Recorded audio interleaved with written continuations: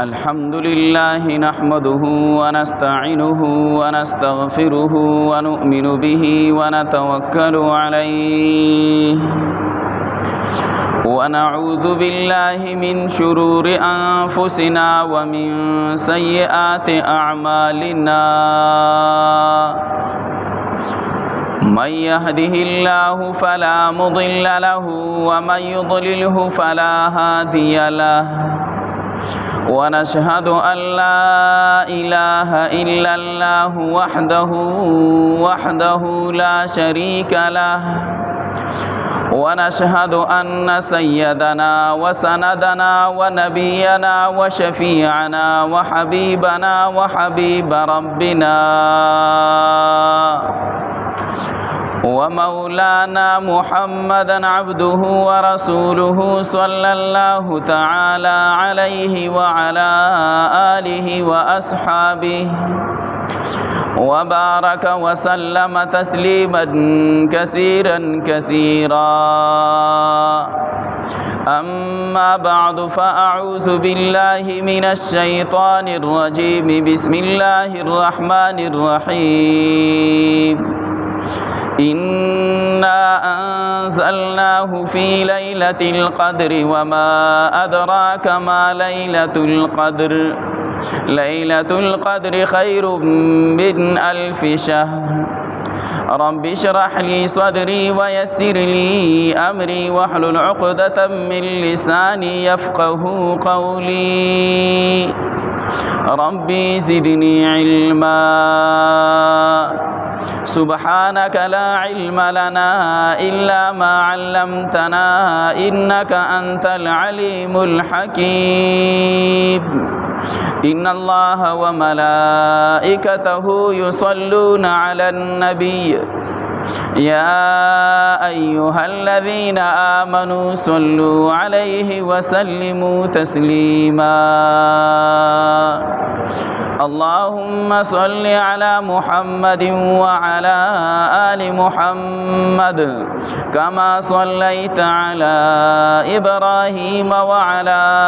آل إبراهيم إنك حميد مجيد اللهم بارك على محمد وعلى آل محمد كما باركت على إبراهيم وعلى آل إبراهيم إنك حميد مجيد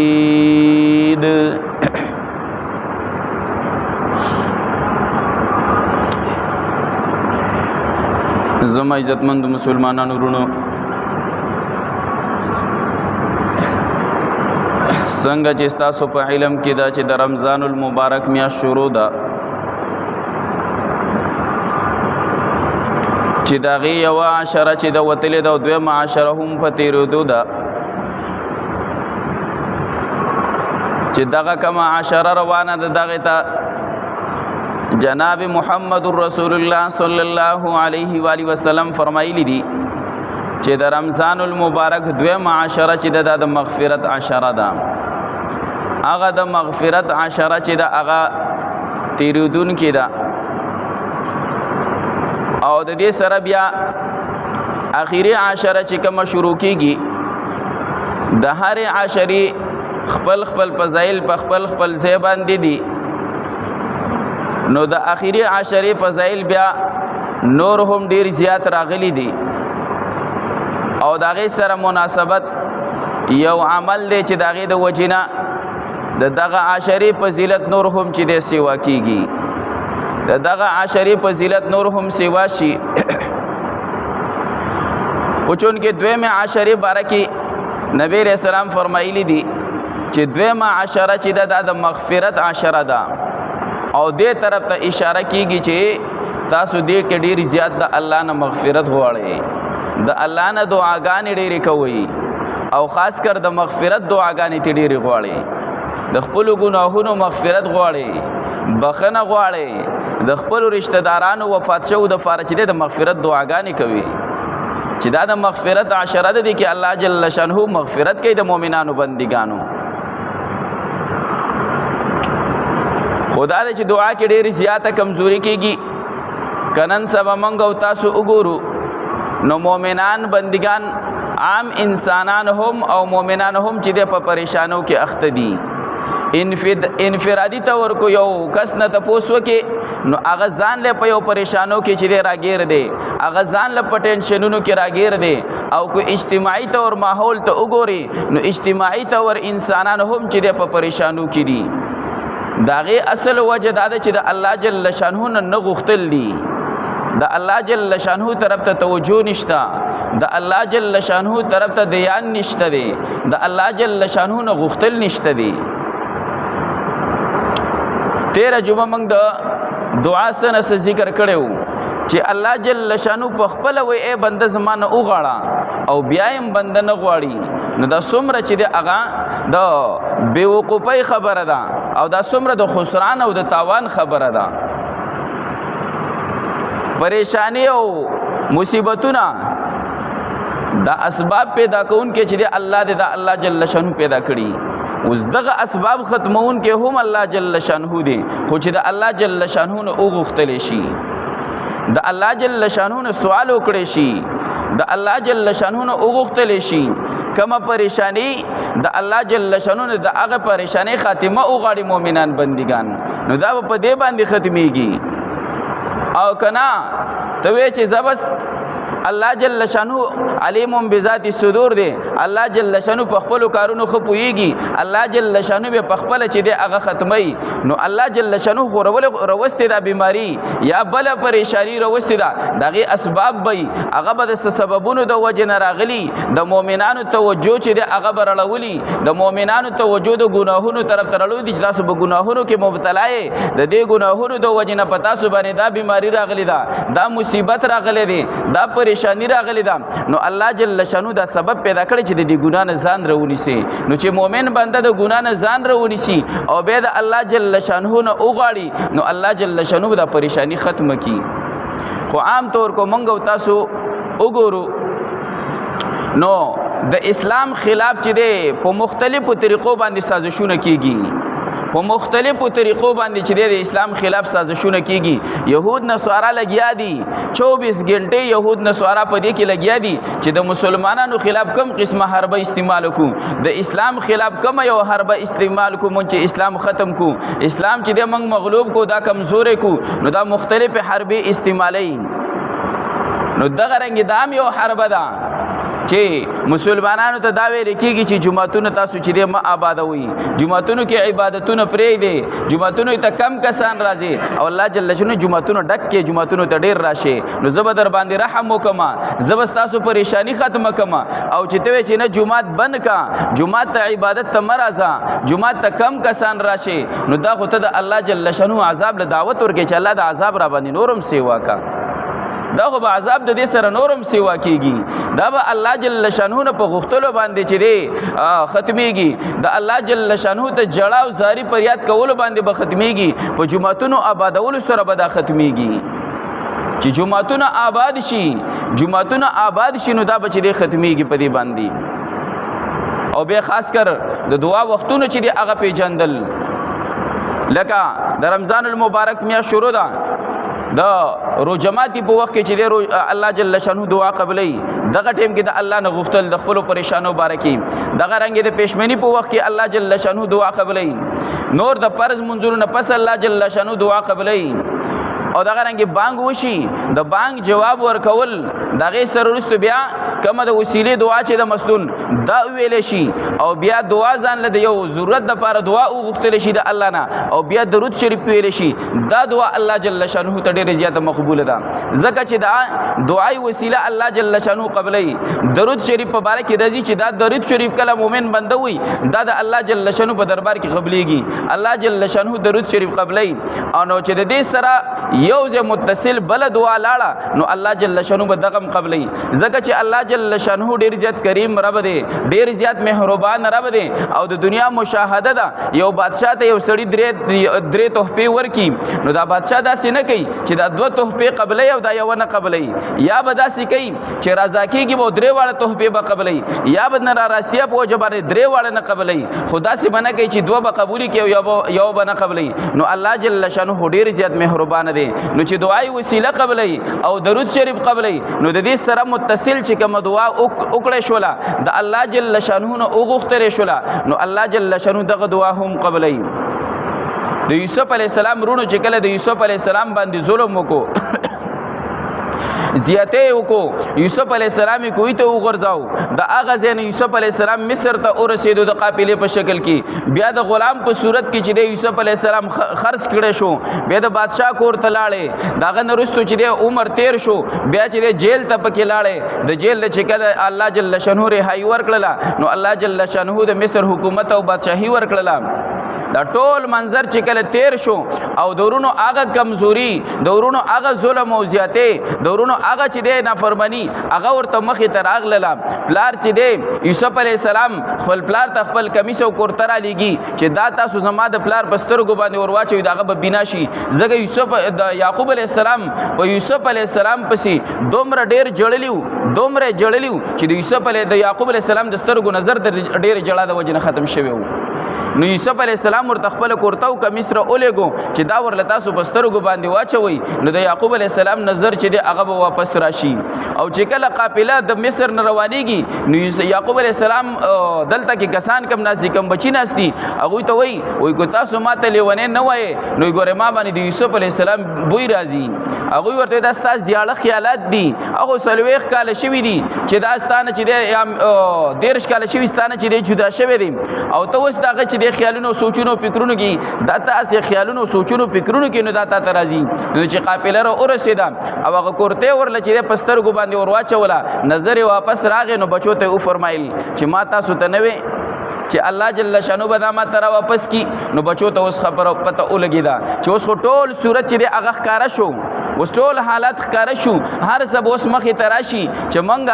د دې یوسف علیه السلام د خپل ورور سره څه کړي، هغه هر څه به اوس مخې ته راځي. نو چې کله رال، نو دغه بچي چې دی پلار ته وایي یعقوب علیه السلام ته چې زمونږ دپاره د الله نه اوس دعا وغواړه، زمونږ دپاره اوس دعا وغواړه. نو یعقوب علیه السلام ورله په هغه ټیم کې دعا نه ده غوښتلې.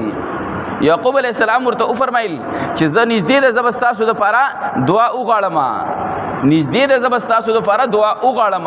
نو امام غزالی رحم الله فرمایي چې یعقوب علیه السلام ورته انتظار وکړو د پېشمني د ټیم پورې، چې کله د شپې د آخري حصه شوله، نو دا بچي را پاسول، الله جل شانه ته چې دی عبادت وکړو، مونځ یې وکړو، او بیا چې دی په جړه پر یاد باندې شو. یعقوب علیه السلام د خپلو بچو دپاره د الله جل شانه نه مغفرت غواړي، او بچي دي چې دی هغه پې امین وایي. نو دا دعا چې د الله جل شانه ته ډېره مقبوله وي، اجتماعي دعا شوله. ځکه دام چې د ثابت ده، صحابه کرام 2 صحابه دي جنگ د پاره زی، سباله میدان جنگ ته اوزي، نو دا 2 صحابه داسې یو سیټ ته شو، دا یو صحابي دی بل ته وایي راځه دې سیټ ته کینوم او وایي زه به دعا کوم او ته به پې امین وې. نو د صحابي ځان لم دعا کولی شوله، ځان لم دعا غوښتلی شوه، خو نه اجتماعي دعا کې اثر دی که الله جل شانه د یو بنده دعا قبوله کړي، د هغې د وجې نه د هغه ټولو بندګانو دعا الله جل شانه قبلوي. ځکه یو مجلس دی، دې کې د یو مؤمن بنده الله جل شانه یو بنده دعا غواړي، نور پې امین وایي، د دې امین والا یو کس دعا هم چې دی الله جل شانه ته قبوله شو، الله د دې ټولو دا قبلوي. نو دغه صحابي چې دی هغه فرمایي وایي زه به دعا کوم، ته به پې امین وې. نو هغه دعا کوي الله سباله میدان جنگ کې زما د یو طاقتور کس سره مقابله راولي، او الله جل شانو مال بیا طاقت راکړي چې زه هغه مردار کم ستا په لار کې، او د هغه مال غنیمت چې دی هغه ستا په لار کې چې دی حاصل کم. نو دی بل صحابي پې امین وې، دا بل صحابي وایي اوس به زه دعا کوم، ته پې امین وایا. نو دی صحابي بیا دعا کوي الله سباله په میدان جنگ کې زما د یو بهادر او مضبوط کس سره مقابله راولي، الله جل شانه مال توفیق راکړي چې زه په هغه باندې سخته حمله وکم، هغه په ما باندې سخته حمله وکړي، او بیا هغه چې دی غالب شي او ما چې دی ستا په لار کې شهید کی. نو دغه بل صحابي پې امین وې. سباله میدان جنگ کې د دواړو دعاګانې چې دی قبول شولې. یو چې دی ښه د بهادر کس سره مقابله راله، خو دته الله جل شانو کامیابي ورکړله، هغه کافر مردار کو او داغه مال غنیمت هم چې دی هغه حاصل کو. دا بل صحابي چې دی د چې دی د دعا کړي چې الله ماته شهادت راکړي نو هم دغه شان بهادر کس سره مقابله رااله او خو جنگ چې دی په بهادرۍ سره وکړو. اخیری دا چې دغه توره پیچې د پاسه شوله او دغه صحابي چې دی هغه شهید کړی شو. نو د دواړو دعا چې د الله جل شانو قبول کړله. نو عرض دا دی چې موجوده دور کې کمې پریشانې دي نو د پریشانو د لرې کېدو دپاره د الله جل شانو نه غوښتل دي بار بار د الله جل شانو نه په عاجزۍ سره ډېر په جړا پر یاد او په منت زارې سره لکه د چا نه څوک یو سوال کوي ډېر زیات انتهایی ضرورتمند دي یو انتهایی ضرورتمند کس دی او د یو چا نه سوال کوي او هغه ورله داسې مثال په تور توجه هم نه ورکوي او دی په سنختې بار بار په سنختې بار بار په سنختې نو اخر به چې دی په اړه کې بیا رحم راشي او دغه سوال چې دی هغه به قبول کړي. نو الله جل شانو خو چې ډېر زیات مهربان رب دی چې د الله جل شانو نه غواړي نو الله جل شانو بیا د ورکړې دپاره بانې لټوي. نو د هغه ورکړې د بانې دپاره دا د رمضان المبارک میاشت د دې مختلف وختونه دي چې دی کې الله جل شانو د مؤمنانو په حالت باندې رحم کوي د مؤمنانو دعاګانې چې دی هغه قبلوي او د دې سره سره بیا خاص چې دی راتلونکي عشرې سره کم خاص عبادت دی چې هغه ته د اعتکاف عبادت ویل کېږي. نو دا دعا د قبلېدو دپاره ډېرې زیات چې دی هغه مناسب دی. په دې کې الله جل شانو ډېرې زیاتې دعاګانې قبلوي ځکه چې اعتکاف د دې لپاره کېږي چې زه د الله عبادت او بندګي وکم الله چې دی هغه رضا کم او بل د دنیا څه کار کسب نه وي څه خبرې اترې نه وي بل څه نه وي نو بس دی بنده ټول اوس چې دی هغه په عبادت کې لګیا وي عبادت کوي یا دعاګانې غواړي عبادت کوي او یا دعاګانې غواړي. لکه دغه رنګ سړی حج یا عمرې له لاړ شي هلته خو بل څه کار نه وي نو بس دمی نو کله نفلونه کوي کله طوافونه کوي او چې کینې بس دعاګانې غواړي بیا هلته خو بل څه کار نه وي. نو دغه رنګ دا معتکف هم چې دلته ګیره شو د الله په در باندې پرېوځي او دلته کې صرف عبادت کې لګي نو که دمی نو دی عبادت کوي کله به ذکر کوي چې ذکر نه ستړی شي نو کله تلاوت شروع کړي تلاوت نه ستړی شي په نفلونو ودرېږي نفلونو نه ستړی شي نو په دعا کې ولګي د الله جل شانو نه غواړي پر ټیم کې ځان د پاره د عالم اسلام د پاره د مسلمانانو د پاره دعاګانې کوي نو الله جل شانو دعاګانې چې دی هغه قبلې پدې کې. نو دا خاص عبادت د دې چې د اهتمام پکار دی. د اعتکاف ډیر زیات فضایل دي ډیر زیات فضایل چې د احادیث مبارکو کې راغلي دي د اعتکاف او اعتکاف چې دی په درې قسمه باندې دی. د احناف متعجد اعتکاف په درې قسمه باندې دی. یو چې دی واجب اعتکاف دی چې یو سړی په ځان باندې لازم کی چې یا مثال په تر یو کار دی یو پریشانی دی یو دا کار مې وشو نو دومره ورځې اعتکاف بکوم نو که هغه کار وشو نو دومره اعتکاف په بیا فرض دا چې دی واجب دی. دویم دا چې کار نه ویل اسی په ځان باندې لازم کو چې زه به دومره ورځې اعتکاف کوم دا به ما په ځان باندې واجب کو لازم کو نو دومره ورځې اعتکاف په د باندې لازم دی. دویم اعتکاف نفل دی. نفل اعتکاف دا سړی منزل راځي جمعه تر دن کېږي د جمعه د دن کېدو چې دی دعا وایي اللهم افتح لي ابواب رحمتک او د دې سره د اعتکاف نیت مو کی د اعتکاف نیت مو کی نو الله جل شانه بدل دومره ثواب ورکي د دې چې څومره ټیم په جمعات کې تیریږي د مونږ په انتظار کې دی مونږ یې وکړو د 10 منټه 15 منټه 20 منټه ګنټه څومره ټیم چې په جمعات کې تیر کو نو دا ټیم چې دی عبادت خو عبادت وکړو خو د عبادت نه علاوه د څومره ټیم چې په جمعات کې تیر کو دا ټول ټیم به د اعتکاف چې دی هغه حسابيږي اعتکاف ثواب بہت ملاويږي. او دریم اعتکاف کم چې مسنون اعتکاف دی سنت موقته علی الکفایه دی کم چې د رمضان د اخیری عشره اعتکاف وي د سنت موقته علی الکفایه ویل کېږي. یعنی مطلب دا دی چې دا د جنازې په شان مثال دی کچره هغه فرض کې پیدا سنت موقته علی الکفایه ده ک یو کله جامع مسجد کې یا هغه جمعات کې د 5 وخت د جمع منصف کېږي نو کو په دې جمعات کې د ټوله محله نه یو قسم د یو کس هر څومره کې ناشته شي خو کم از کم مقدار چې هغه یو قسم کې ناشته نو د ټوله محله والا غاړه چې د هغه خلاص ده. خو کوچره داسې وشو چې د کمزوري او د سستۍ د وجنا په دومره جمعات کې یو قسم اعتکاف ته کې نه ناشتو نو په دې سنت موقته لل کې پر خودو باندې ټوله محله چې د هغه ګناګار ده په دې باندې دی باندې ټوله محله چې د هغه ګناګاریږي نو د دې لپاره د علما ذکر کوي چې کو په محله کې څوک داسې نه په محله کې څوک تیار نه نو په کرای باندې یو کس ولونی سي خو چې خامہ جمعه چې داسې پرې نه دي. موږ اکثر بعض جمعهتونو دور چې جمعهتونو ډکی او بعض جمعهتونو غټ جمعات به یو کس هم پکې نه دا د کمزوري خبرې وری او مخکې پته نه لګي مخکې به د جمعهتونو کې خاص کر د مشران ډیر زیات اعتکاف ته کې ناشته اوس د مشرانو دومره مصروفیات دي چې حیران بشي چې دې څه مصروفیات دي، د دنیا د کار کسب نه دي، د بل سره دي، بس صرف د خبرو دي. او بیا هم چې د اعتکاف نو خاص کر نور ورځو کې نشي، نو په دې اعتکاف کې خدای لس ورځې تیرې کی کړه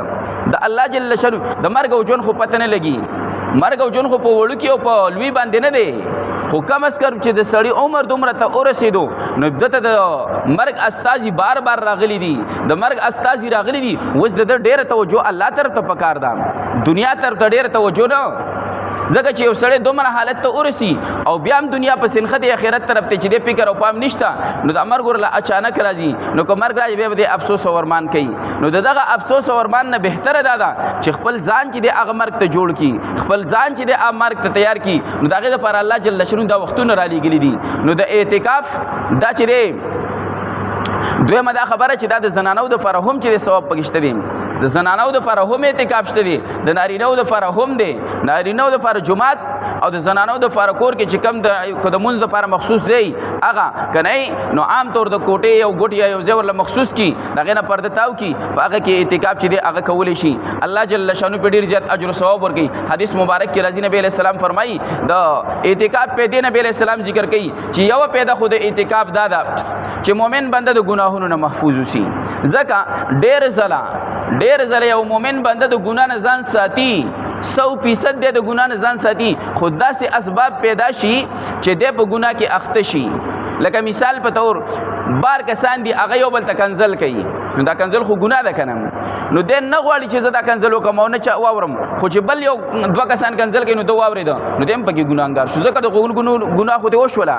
د ګناه خبرې واورېده. دوه کسان غیبت کوي او دی هم ورته غوږ کوي یا د دې خبرې واورېدې نو د ګناه خبرې واورېده نو ګناهګار شو پکې. دغه شان نور په حج کارونه ډېر چې دی نو دی ځان ساتي خو په ګناه کې اخته شي، او داسې خاص وخت کې ګناه کول دا ډېر زیات ظلم دی. نو د دې د وجې نه نبي علیه السلام فرمایي د اعتکاف یو پیدا دا دی چې دی د ګناه نه محفوظ اوسي، د ګناه نه بالکل په امن سره. دویمه پیدا د اعتکاف نبي علیه السلام فرمایي دویمه پیدا د اعتکاف دا ده چې یو مؤمن بنده هغه ډېر کارونه داسې چې د اعتکاف کې دی کله کینی نو ډېر د نیکۍ کارونه داسې چې هغه دی نشي کولی، مثلا جنازه کې شرکت نشي کولی، د بیمار پرسی نشي کولی، داسې نور عبادت. نو نبی علیه السلام فرمایي چې یو کس بنده په اعتکاف کې کینی، اعتکاف ته کینی او د دې د وجې نه چې د نه څومره نیک اعمال پاتې کېږي، جنازه کې شریکېدل، دغه رنګې د مریض تپوس کول، د دې اجر ثواب به چې دی دا پرې ورکړی کېږي. نو عمل یو کوي او اجر ثواب چې دی هغه ورته ډېر چې دی میلاویږي. بل حدیث مبارک کې راځي نبی علیہ السلام فرمائی کم مومن بندہ چې د 10 ورځو اعتکاف وکي، د رمضان المبارک د اخیری عشره اعتکاف وکي، الله جل شانو ورلا د دوو قبول شو حجونو او د دوو قبول شو عمره ثواب ورکي. اوس په یو حج عمره باندې څومره چې د خرچ راځي او بیا قبولیت پتم نه لګي، الله جل شانو په دغه اعتکاف باندې د دوو قبول شو حجونو او د دوو قبول شو عمره چې د اجر ثواب ورکي. او حدیث مبارک کې راځي نبی علیہ السلام فرمایي، ابن عباس رضی الله عنه فرمایي چې نبی علیہ السلام فرمایلی دي یو مؤمن بنده د الله د رضا دپاره یو ورځ اعتکاف وکي، یو ورځ اعتکاف وکي نو الله جل شانه به د او د جهنم په منځ کې 3 خندقونه حایل کی، 3 کندې به حایل کی چې جهنم نه به دی الله جل شانه جدا کی. او بیا فرمایي د یو خندق فاصله چې د هغه به د ځمکې نه تر اسمانه پوري. نو چې 10 ورځې اعتکاف وشو نو 13 خندقونه شو. او بیا فرمایي یو مؤمن بنده د بل مؤمن په شری حاجت پسې پاسي، لکه یو مؤمن بنده دی هغه ضرورتمند دی، حاجتمند دی، چاته چې دی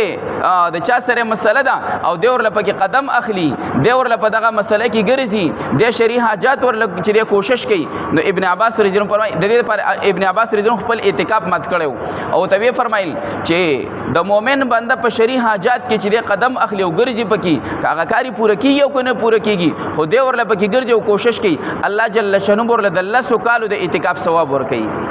نو چې د یوې ورځې د اعتکاف ثواب الله جل شانو دومره چې د مقرر کړی دی ورکوي چې 3 خندقونه به الله د جهنم نه لري کی. نو چې د عشره اعتکاف شو نو او د دې سره نور عبادتونه پکې ځان لدي چې څومره عبادتونه پکې کیږي، دعاګانې به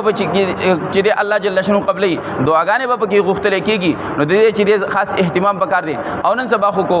یو سړی باندې کې ابانیم ټولې ختم شي، ځکه بازارونو مزم نشته دی، بازارونو اکثر بندي، کو نوکر پیشه خلک دي، نو سکولونو نوکرانه هر سيزونو ټول بندي، دغه سيزونه دغه پریشانی نشته دي دغه مجبوری نشته دي د دنیا کار کسب هم داسې خاص نشته دي نو کو چا ډېر زیاته مجبوری نه او کینو الله جل شانو په ډېر زیات اجر ثواب ورکړي خو دومره ده چې ګوره اهتمام خامخا پکا دی کو نه نو کو یو قسم کې نه نستو نو ټوله محله چې دی ټول جمعات ته څومره قسم د ټوله محله چې هغه په دغه سنت موقع ده پرې خودو باندې چې دی هغه ګناګاری اعتکاف چې دی نو دا ګول د ورځې د مازیګر لکه د شلمې روزي د مازیګر د نور د پریوتونو مخکې کم مؤمن بنده د اعتکاف د لپاره کمزې هغه ته بدن نکېږي نو شلمه روزي چې د ګول په ورځ باندې راځي نو د ګول په ورځ د مازیګر د مانځنه وروستو او د نور پریوتونو مخکې کم مؤمنان بندگان نارینه یا زنانه اعتکاف ته کیږي نو هغه به د نور پریوتونو مخکې خپل د اعتکاف زیاته چې دی هغه به داخليږي او بیا چې کله د اختر میاش ولیدل شي نو بیا به چې د اعتکاف نه راوتی شي که د اختر شپه په ځای کې تیری نو دا نور نه لا نور خبره ده بهتره خبره ده خو کو نه نو د میش لیدو سره چې دی د اعتکاف د ځای نه چې دی واپس راوتی شي او دغه عبادت دې نه چې دی هغه غفلت نه دی کول فکر اهتمام به کول فکر دی الله جل شانو دی موت است په دې خبر د سی عمل کولو توفیق راکړي واخر دعوانا الحمد لله رب العالمين والعاقبة للمتقين والصلاة والسلام على رسوله محمد وآله وأصحابه أجمعين برحمتك يا أرحم الراحمين.